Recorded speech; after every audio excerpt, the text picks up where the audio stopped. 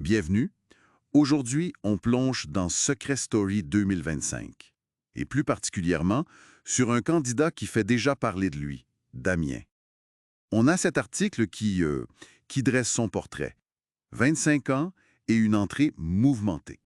Notre but, cerner ce joueur, ses défis immédiats. Parce que dès le début sur TF1, il y a eu ce coup de théâtre de la voix. Hein. Il apprend en direct qu'il n'est pas juste remplaçant. Non, non, candidat à part entière. C'est assez brutal comme mise en situation, non? Ah oui, absolument. C'est plus qu'un simple test de stress là. Oui, Cette révélation, cette supercherie organisée, ça le met direct sous les projecteurs, mais d'une façon très, très particulière. il n'entre pas comme les autres, quoi. Un pion spécial, peut-être plus malléable, ou au contraire, déjà sur ses gardes. Et il a intérêt à être sur ses gardes, parce que la voix ne le lâche pas. L'article détaille bien 2 missions directes en arrivant. Oui, La première, il la partage avec Constance. Nous sommes un faux couple. classique mais efficace. Et la seconde, c'est perso. Se faire passer pour québécois. Ah oui, avec la carotte financière, 500 € par jour réussi. Comment on analyse cette double contrainte d'entrée de jeu?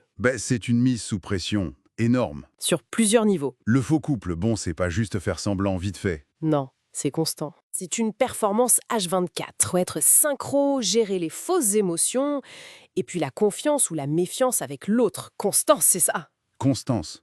Oui. Le moindre dérapage, et hop, le secret explose. Et par-dessus ça, l'accent québécois. Ah, ça. C'est une charge mentale permanente. Il doit non seulement parler différemment, mais le faire naturellement, en gérant le stress, la fatigue, les autres qui l'observent. Chaque discussion, c'est un risque. C'est clair. Et le gain quotidien, ça rajoute une pression. Financière, cette fois. Tout à fait. Jusqu'où il va aller pour ça? Est-ce que ça va pas lui faire oublier d'autres stratégies? C'est une vraie question. C'est une combinaison fascinante. Surtout quand on lit ce que l'article dit de sa personnalité, ou du moins, ce qu'il affiche. Il se décrit comme quelqu'un qui aime rire, qui se prend pas au sérieux, Le bon copain, quoi. voilà. Mais il glisse aussi qu'il est prêt à user de ses charmes. Et que Secret Story, pour lui, c'est un jeu de stratégie. Cette dualité, légèreté et calcul, comment ça colle avec les rôles qu'on lui impose? C'est là que ça devient particulièrement intéressant, je trouve. Annoncer d'emblée la stratégie, les charmes, c'est presque trop honnête pour un jeu de dupes. C'est une stratégie en soi, peut-être. Exactement. Soit il annonce la couleur et on croit savoir à quoi s'attendre, soit il brouille les pistes. Quand est-ce qu'il est sincère, quand est-ce qu'il joue? Et cette posture est encore plus complexe à lire quand on apprend l'info de l'article. Ah oui, le fait qu'il ne soit pas un inconnu total. Voilà. Damien a été élu Mister France 2025. Mister France 2025. Ouais. C'est pas rien. Ça change quoi dans la maison, ce titre? Au-delà de l'évidence, genre l'aisance devant les caméras, l'atout séduction qu'il mentionne, ça pourrait avoir des effets plus subtils et pas forcément positifs. Ah bon, ok. Comment ça? Son titre. Oui, c'est un atout social potentiel, mais paradoxalement, ça peut l'isoler. Dans ce jeu, on cherche l'authenticité, même si elle est fausse parfois. On cherche les failles, oui. Et cette image un peu parfaite, très maîtrisée de Mister France, ça peut créer une distance. Les autres peuvent le voir comme trop lisse, trop préparé. Ça fait de lui une cible facile, jalousie, méfiance. Donc le titre renforcerait l'idée qu'il est toujours en représentation. Exactement. Ce qui fait écho d'ailleurs à ses missions actuelles.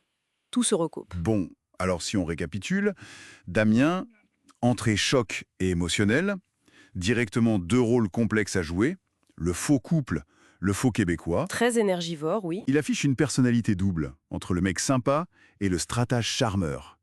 Et il traîne ce titre de Mister France. Une couronne ou un boulet haut? Ça fait beaucoup pour un seul homme en début de jeu, effectivement. Vraiment beaucoup. Et tout ça, ça nous amène à une question clé pour la suite, non?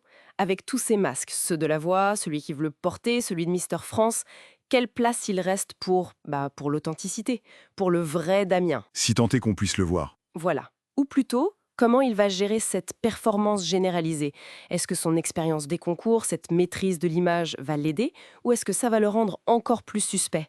Le faire passer pour l'acteur pro dans un jeu de personnalité? C'est vraiment la dynamique à surveiller de très près pour lui. Tout à fait.